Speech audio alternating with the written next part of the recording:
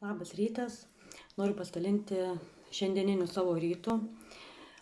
Vakar vakare su šeimyna išėjom pasivaikščioti, gan ilgokai, ir ryte pabudus pajutau, lyg būtų pusę veido patinę, nosis užsikišus, lyg guzas norėtų po kaklu dėtis.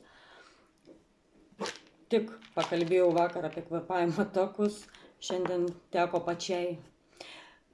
Vieno Respiksio kapsulę įsidėjau burną ir geriau rekomenduojama palaikyti burnoj, kad tirptų.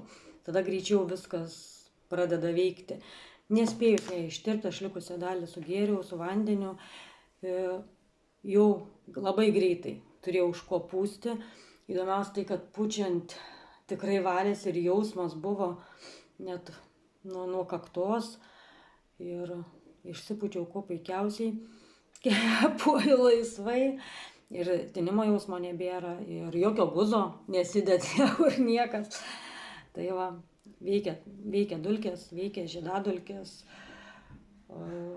Kažkaip niekada to nepastebėdavau, bet matyt kažkaip gan aktyviai kažkas vyksta ir tai va, turėkit po ranka ir jau maniau, kad bus diena sugadinta ir yra čia kas kabinasi, o pasirodo va.